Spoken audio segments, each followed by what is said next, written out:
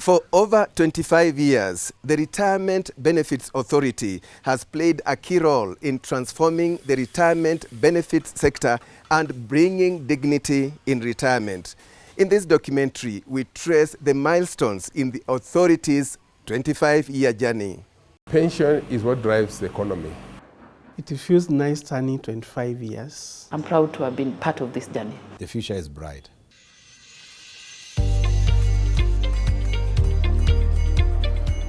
Retirement Benefits Authority, RBA, is a regulatory body under the National Treasury and Economic Planning established under the Retirement Benefits Act. The Act was enacted in order to bring the retirement benefits industry under a harmonized legislation. The Act established RBA in the year 2000 for the regulation, supervision, and promotion of retirement benefit schemes, the development of the retirement benefit sector, and for connected purposes. The mandate of the authority is to regulate and supervise the establishment of retirement benefit schemes in Kenya, to protect the interest of employees who are saving in retirement benefit schemes, and even the sponsors, the employers who promote these retirement benefit schemes, to promote the development of the sector, knowing very well that saving for retirement in Kenya today is still a voluntary agenda on the part of the employer, and also to advise the CS, the National Treasury, on national policy to be followed on matters to do with retirement benefits, and finally to implement government policies. The vision of RBA is dignity in retirement, and its mission is to promote saving for retirement by supervising and supporting the development of the retirement benefits sector. In the year 2000, the whole industry and all the pension assets under management were only 40 billion Kenya shillings. Today, the assets under management have grown to 2.5 trillion Kenya shillings as at June 2025. That represents a 600% growth over the last 25 years. Setting aside resources for retirement benefits for employees is a voluntary arrangement. Today, more than 3,400 employers have voluntarily created retirement savings. In total, we have 7.5 million Kenyans who have a retirement saving, out of a labor force of 28.4 million. If you put this into numbers, it's what comes back to the 26.5%. In 2023, we had the National Retirement Benefits Policy approved by Cabinet. We are in consultation with the National Treasury in the process of implementation of the National Retirement Benefits Policy. And this has created a very good foundation as to the future of this space, because it's already defined from a policy framework. The reforms in the National Social Security Fund, call it the NSSF Act 2013, have also been very impactful in this space. Until 3-4 years ago, the saving for retirement were in the neighborhood of 400 Kenya shillings under the NSSF. Today, every Kenyan is required to contribute 12% of their gross salary towards saving for retirement under the National Social Security Fund. And for those who already have these schemes that I've spoken to, the law allows them to be exempt from NSSF in what we call contracting out. But where you don't have a scheme, definitely you have to contribute to the National Social Security Fund. The Finance Act of December 2024 was a game changer in the management of retirement benefits. Prior to December 2024, for you to access your benefits tax-free as a Kenyan worker, you'd have to wait until the age of 65. So what are we saying today? Anybody who has served for 20 years plus, anytime they get their retirement benefits, is tax exempt. And therefore we are affording people who want to move into other spheres of their lives at an earlier age to still access their money tax-free, as long as it has been in the scheme for more than 20 years. Today, the law requires that every retiree or anybody who exists from any retirement benefit scheme, whether at retirement age or at any other area date, if they choose to be paid their benefit, the benefits must be paid within 30 days. The other key milestone is the digitization at RBA. The journey toward digitalization of the Retirement and Benefit Authority has been quite tremendous. We started when we had about 4 or 5 laptops, five computers, and most of those computers were basically at the executive level. And by then, most of our processes was largely manual, and used to do a lot of manual processing of data. You could find, like, during the end of the financial year, you used to have schemes and service providers providing to us, submitting to us documents, a lot of documents that were basically to ensure compliance. And all these things we used to do with the manual. So we realized that as a Retirement and Benefit Authority, we could not be able to move in that direction because we realized there was inefficiency in terms of processes. The HR system was not there, the financial system was not there. We didn't even have any regulatory system we could use. So we started small. We did a small system internally, and we were able to do some data processing with that system. Now we have a wide scope system, able to take care of all the sector, more like a sector-wide system integration. We have been able to integrate our system with our service providers. We have integrated our system with our schemes, with our fund managers, and with our custodians. So basically, so far so good. I think we have been able to do that integration. We have been able to do data collection from this system. We have been able to do online compliance dashboard. Basically, you can be able to see our compliance level because you are collecting data automatically from these service providers. We have been able to have a system that can be able to give us early warnings for non-compliance. So our focus has been to ensure that, one, pension funds are secure and sound.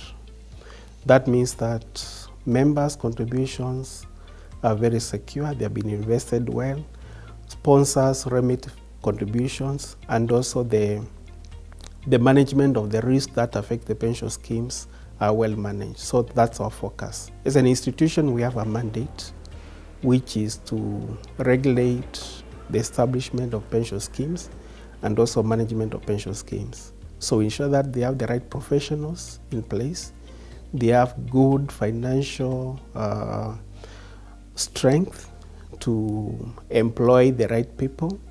We also do inspections to ensure that whatever they are doing on a day-to-day basis, they are doing it with the best interest of members. We are also doing due diligence on service providers. We are monitoring returns, which are being submitted to us every quarter by the service providers, so that we are able to identify the risks that are inherent in those schemes, and also what mitigations have been put in place to control those risks, so that the members' funds are secure. So basically that's what we are doing, and we have adopted a risk-based supervision model to track those risks. A risk-based supervision model is a model of supervision whereby we are identifying the risks that are inherent in a pension scheme and also the pension sector at large. After identifying those risks, we assess those risks to confirm to what extent are they threatening the security of the pensions, and also we look at the controls that are in place. So at the end of the day, what we do is to identify the risks, measure them, look at the controls, look at the residual risk, and how it's being managed. Now, what we have done is automate that assessment and the rating, the scoring of those risks. Then after that, we are able to focus on the top risks that we need to manage that are threatening the security of pension schemes. So basically, that's a risk-based approach of our supervising of pension schemes. Dr. Edward Odundo is a former Chief Executive Officer of the Retirement Benefits Authority and currently a lecturer at the University of Nairobi. When I was appointed to go to RBA, at that time the pension industry was just at its starting point, and it was basically at the beginning, and the act had already been put in place.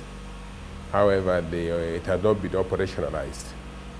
So I had the task of operationalizing the act, and also organizing the institution to be able to offer or serve the main pillars or objective of RBA. It was an industry, we were going to start it, and therefore I needed the contributions of all the stakeholders.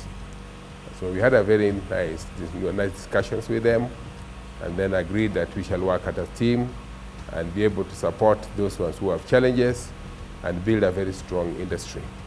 So this was in 2001, and I decided to set up an institution which was very lean. My strategy was this institution should not be more than 45.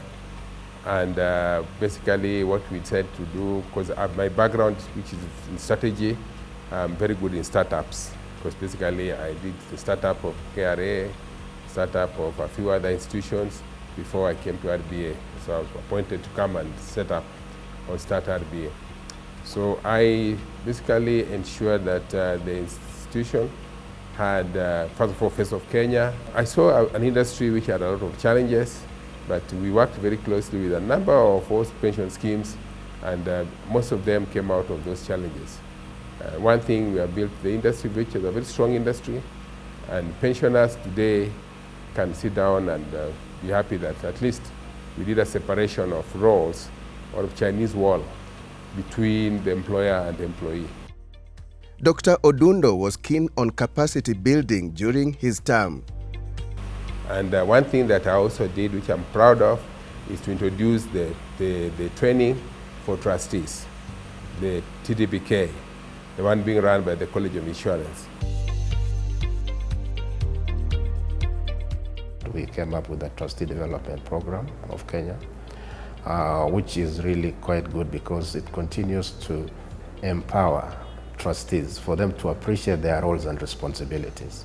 It's anchored within law that any trustee that comes on board needs to go through this training 6 months upon being appointed. We don't offer that particular training, but we work very closely with the College of Insurance. And going forward, we are actually also working on the Administration Development Program of Kenya, which is on course. We have already finished with the curriculum preparation. And this is going to be similar to the Trustees Development Program because we want administrators also to appreciate and understand their roles. We want to make sure that there's a standard way in which administration is carried out within the retirement benefit sector so that you don't get people moving from one entity to the other and having different standards. Currently, we have about 26% of Kenyans saving towards retirement. We still have a lot of opportunity to reach out to many Kenyans who are out there. And most of them are actually in the informal sector, where people actually do their own thing. They are not employed. They actually wake up to what they do every other day, but then at some stage they will actually retire. So we have an opportunity for us to be able to reach out to them. And so because this is not going to be like occupational arrangements where it's structured in such a way that an employee actually goes to work, an employer is able to deduct from their salary what goes to their pension scheme. These are people who earn on a daily basis. And so for us to be able to reach out to them, we have registered individual pension plans. The pension plans will be able to go out there to also inform those particular members who are out there in the informal sector who are working for themselves. The mamambogas, the people in Juakali, in the shades out there, that there is need for them to save towards retirement. And so we call it individual because then that particular person will open their individual accounts and actually contributions would go to that particular account. Of course, they will still enjoy all the benefits as provided for. They will get the tax exemptions. They should also be able to get investments, funds being invested by a fund manager. We wouldn't want to leave anyone behind. We want every other Kenyan to be able to contribute towards their retirement when they are still in active working life.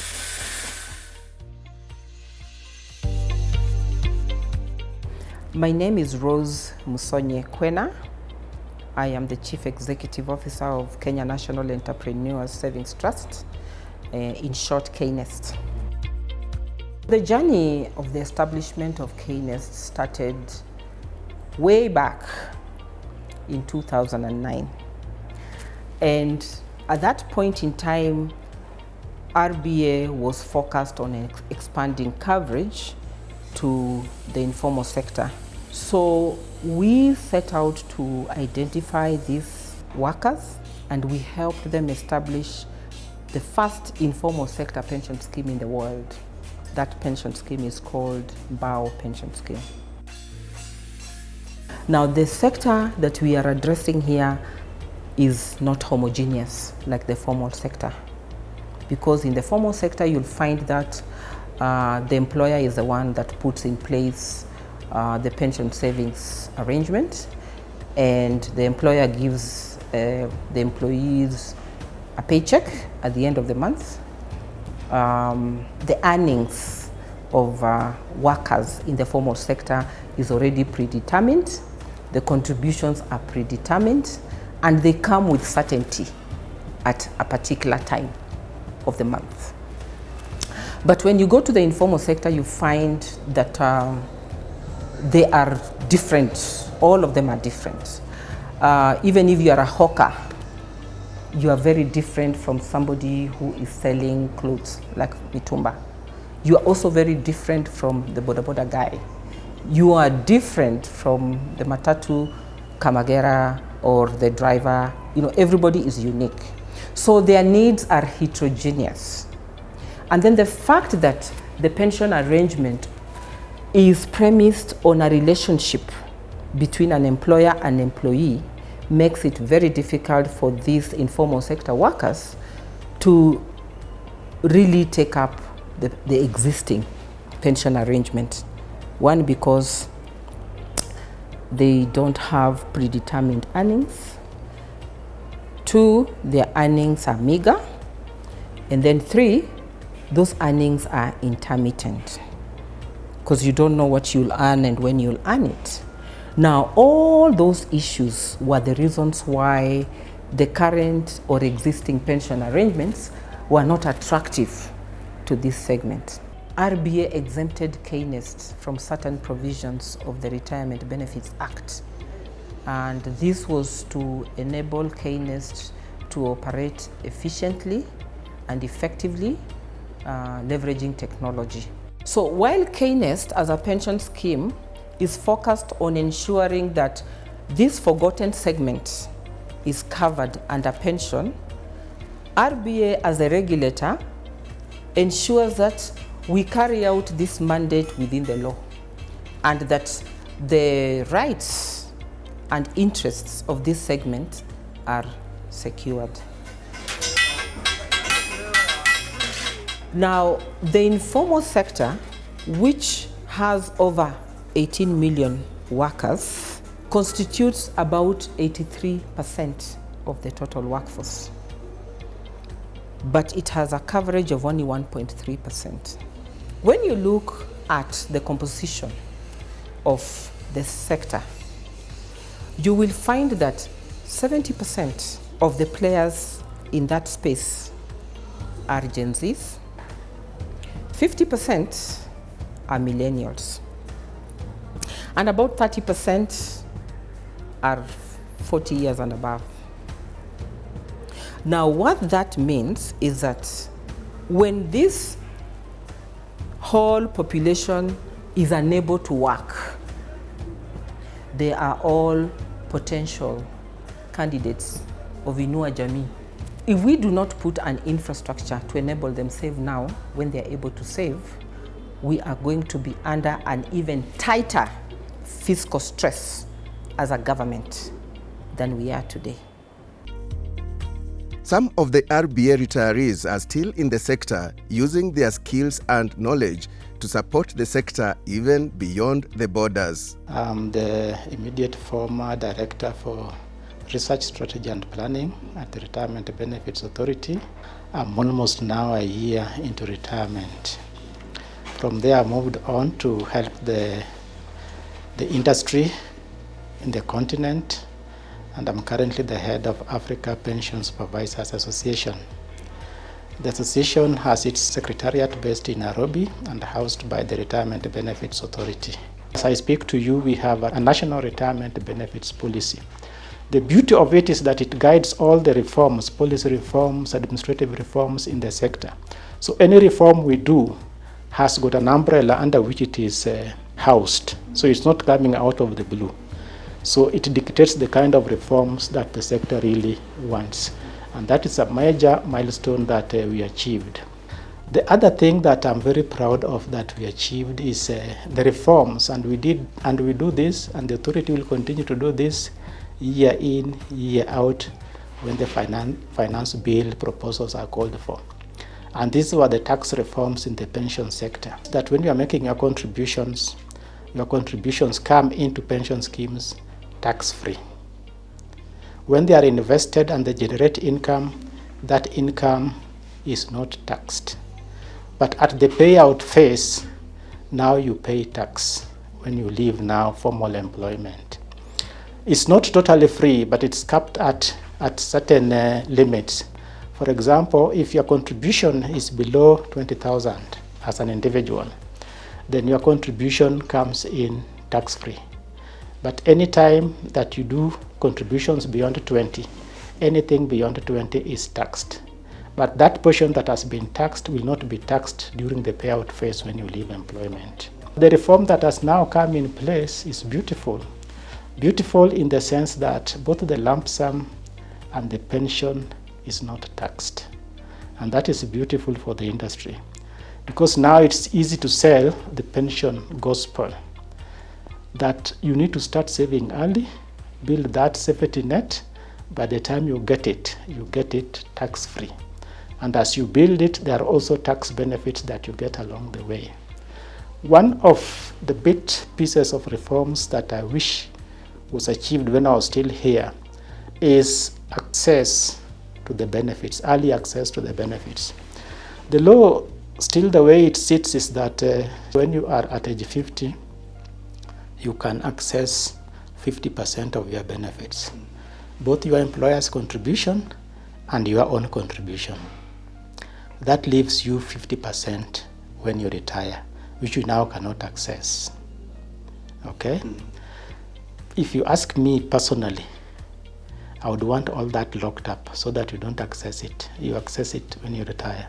We have challenges like low pension coverage. You can imagine in the entire of Africa, pension coverage is just about 15%, meaning that out of every 100 people, only 15 have prepared themselves well for retirement. 85% have not, and largely because the labor market in Africa is dual, and the largest employer in the African continent is the informal sector, employing in excess of 85% of the workforce. So African workers are not being prepared well to retire.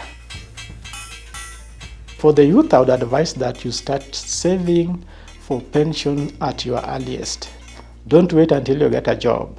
Start saving from your hustling job. As long as you're able to make income, it will become part of you. We are moving forward and innovations are coming into place. And you do not want your children to start where you have started.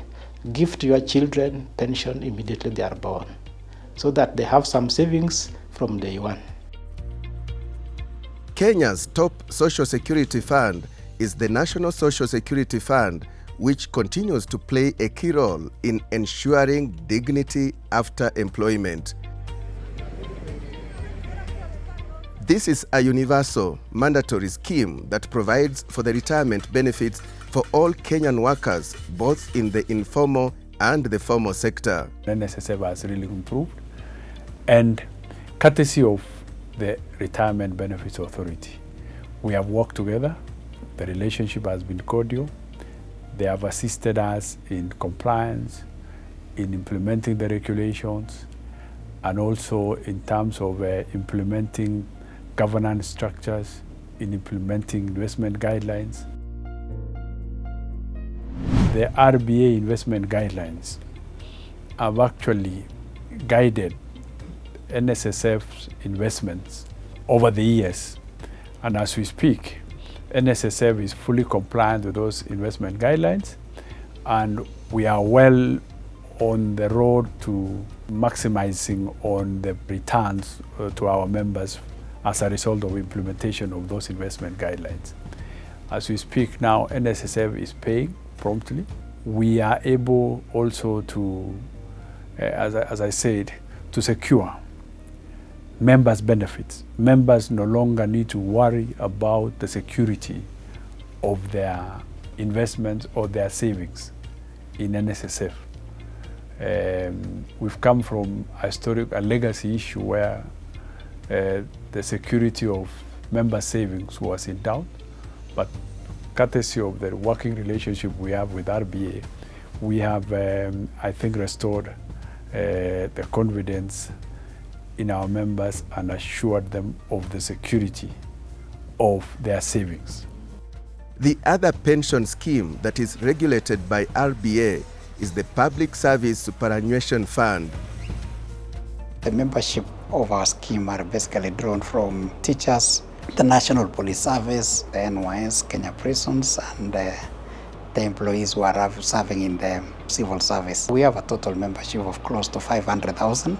Each member contributes every month 7.5% of their basic salary, and the sponsor, which is the National Treasury or the government, contributes 15% for them. And we are mandated through the regulations with the Board of Trustees to ensure that we keep these funds well invested and give a return to members. Our vision is aligned with the bigger vision of the authority in the sense that we aspire to build a decent retirement for the members upon the active working life. And that's actually the greater objective of every pension fund, including the regulator. So it actually aligns with what RBA is actually championing. BSSF, being one of the largest pension schemes in Kenya, has contributed significantly to the mandate of building social security in this country. We are looking at the ability to have more or less same quality of life after serving service. So when you talk about post-retirement social protection, we are playing a fundamental role. The formation of the Association of Retirement Benefit Scheme of Kenya is yet another key milestone worth highlighting. ARBS was started way back in 1999, and the idea then was to have an association that represents the interests of retirement schemes in Kenya. Our main objective is to advocate for our members, to educate our members, and to empower our members with knowledge and awareness. As ARBS, we have tried to bring together our stakeholders through various forums. We have quarterly engagements with our regulator where we discuss issues affecting the sector. And we've also made sure that every year we put forward our proposals into the budget memorandum. We have also signed up MOUs with like-minded institutions, KEFRIC, Rates Association. We have MOUs that are meant to help us reach out to our members so that we are able to empower them and engage them better. There are reforms that are still on course that are meant to empower our retirees, and we have seen a lot of reforms. We have seen a lot of efforts being made. Take, for example, the RBA issued guidelines on post-retirement medical funds. That was again way back in 2018. That was a very good initiative because then our members are able to save for their medical in retirement.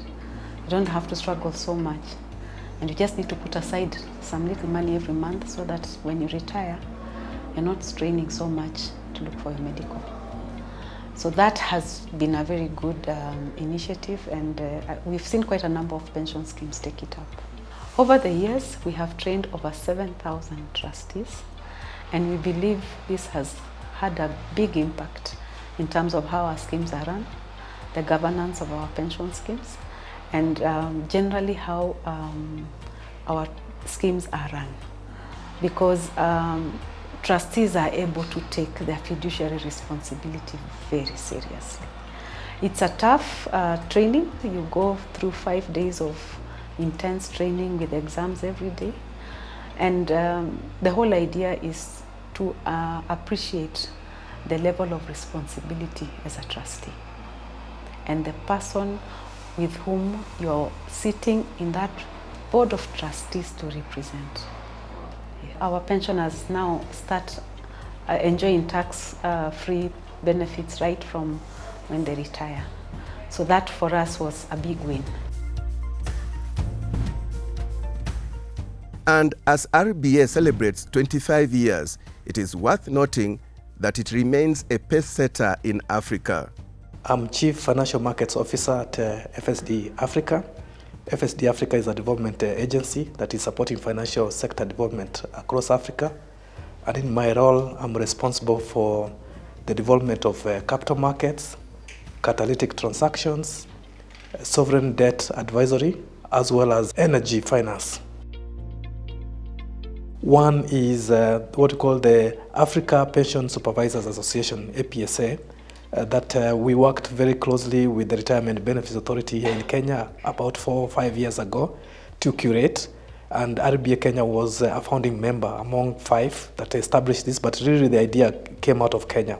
It was a Kenyan initiative that was expanded and included 4 other founding members. Today we have 22 countries in Africa that are members, and there are countries that are ranging from North Africa, Morocco, West Africa, including Nigeria, Ghana, the Southern Africa region, including places like Zambia and Tanzania. You know, so it has had a lot of wide acceptance, and I'm very happy to talk about it. Through that initiative, we've been working with these regulators, including RBA, to improve the environment for mobilizing capital, improving access, so that more people can be able to access pensions, and also increasing the assets under management, and also increasing the deployment of those assets into much more productive sectors of the economy, so that we can support economic transformation as well. So it meets a number of objectives and encourages peer-to-peer learning among regulators and international regulators as well. A second initiative that is related to that is the Pan-African Fund Managers Association. So we felt that on one hand, if you have regulators, it's also good to bring the industry together. So the Pan-African Fund Managers Association is an umbrella association of fund manager associations. Again, the Fund Management Association of Kenya, FMA, was a founding member among 5. Today we have membership from 16 such associations representing 23 countries. It's a platform to share knowledge across different memberships in the continent, to curate new products, to improve their knowledge on alternative investments, and to enable them to understand how to invest in ESG and alternative assets that, again, are productive for the economy. And again, the membership is very wide. Again, it ranges from North Africa. Morocco, again, is a member of that. West Africa, we have Ghana, we have Nigeria as members. We have the West African Monetary Union as members. The newest entrance has been the CIMAC region, which is the Central Africa Monetary Union. Membership from the Southern Africa region, from Botswana, from Zambia, from places like that, from Rwanda and Uganda. So it's been quite a broad way of building the markets. It's basically bringing, in a sense, the capital together, and then working with issuers to bring the products in the market, working with the regulators to improve the ability of the markets to finance development in a much more convenient, faster and cheaper way as well. The Association of Pension Trustees and Administrators of Kenya is also a key pillar in the growth and stability of RBA. This is a non-profit and non-political association whose purpose is to represent and the interests of these members, and also to advocate for policy improvements, administrative improvements in the management of our pension schemes and investment of our pension funds, as well as ensuring that governance is maintained by the members, both our corporate and individual members. We are able to push for certain favorable either benefits, and we appreciate a lot of things that have happened over the years. When we ask the regulator to look at some of the benefits for the members, they have actually been very supportive, and we are happy. Some of them have been tax measures, which have been made to improve the benefits of the members. We are happy that we are in agreement with the regulator that we should increase at least to 2 terms of 5 years each, making it a total of 10 years, which with that kind of longevity, the trustees are able to really deliver much better performance. The others is on the removal of the tax for pension benefits, which is really has been a very strong point for our members and the general public. So all these things have been because of the active engagement we engage in. The other role, which has also worked very well, is to ensuring that there is discipline in the sector. With the growth which has been happening in the funds under management, there are also challenges which can occur. So working with the regulator, we are able to make sure that none of our members is found to be deficient in compliance. Reforms in this sector are anchored on research, strategy, and planning. We deal with the data, real data, transforming data to information. We look at the growth of the retirement benefits funds, all the way from the investment to the payment of benefits. We undertake research which informs policy. And in most cases, the policy is translated to the legal amendments. A very good one is the recent tax reform. We carried out a pensioner survey, and what came out was the issue of adequacy of benefits. We carry out several research using primary and secondary data. And I'll start with the one we use, primary data. Primary data, there is the pensioner survey. The data we've collected in pensioner survey has informed the drafting of the post-retirement medical regulations. The second one is the paper we have done on segregation of pension schemes. It has given birth to umbrella schemes because we have very small companies outside there who do not have capacity to stand on their own. One of the key milestones that we have really embraced is awareness creation, that members of schemes and even all the stakeholders are actually made to know what is required of them in daily running of the scheme and even in complaints management. Then comes the technology. Automation has really helped.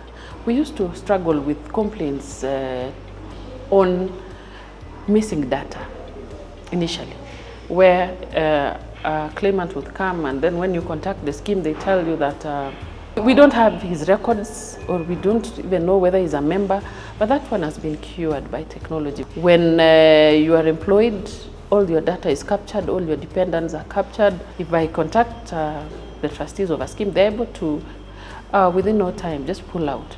And that has aided in turnaround time with which complaints are resolved. The Fund Managers Association. We are the voice of the industry. We are a coalition of the willing, licensed fund managers in Kenya, licensed by both the Retirement Benefits Authority as well as the Capital Markets Authority. We advocate on behalf of the industry, all fund managers that are licensed. In that advocacy role, we engage the Retirement Benefits Authority, for example, just to ensure that there is proper order in the industry to lobby for policy issues on behalf of members. But also, apart from that advocacy, we also ensure that that there's proper conduct amongst ourselves. So, for example, we do have a code of conduct, a code of honor, so that those who are members of the Fund Managers Association then subscribe into that. So we encourage professionalism, we encourage development, and also we lead in terms of just ensuring that there is also innovation around the way investments are done.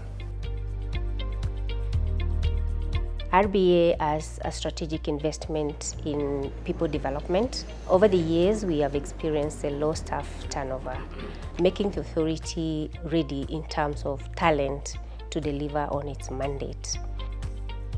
These 25 years is a deep commitment and intention to ensure that we retain the top-tier talent. As a matter of fact, the authority staff remain with the authority up to until retirement. And that's why we have very low levels of attrition. Over the 25 years, RBA has grown from a lean establishment of about 20 staff to the current 80 staff. This is a remarkable growth in the staff strength of the authority. Let's now shift to some testimonials. And Albanas Makau is a former employee of Nairobi Water and Sewerage Company. For retirement, nikuja nikaanza kufunga tukuku. Nikachimba bowl ya maji. Kaanza kupanda tumboga. Nikaweka kabiashara hapo kwa soko kidogo. So nalima tu ile irrigation kidogo. Mahindi, mboga. Vitu kama hizo tu, njia ya kusurvive. Lab trust, that's the scheme. Na wakati niliretire, walinipatia lab sum, na pia upata pension in every month. Kawaida wanga tunaipata by 24th, but sometimes wanalipa early. So, by the time tukuja kuretire, tumeenda seminar kama 2-3, vile unaweza ishi. And that's indeed dignity in retirement, a vision worth celebrating in RBA's 25-year journey. Our members are in a much better place for sure. So we celebrate RBA for the fantastic things that they have done in the last 25 years, mobilizing resources that has built this nation and beyond. With the formulation of the retirement benefits policy today, the future is bright. I look at the future and I look at us bringing more inclusion in this space. That the people who are excluded, who are not participating in the retirement savings, that will bring them on board. We are deliberate in terms of policy. We are even more deliberate in our strategic plan.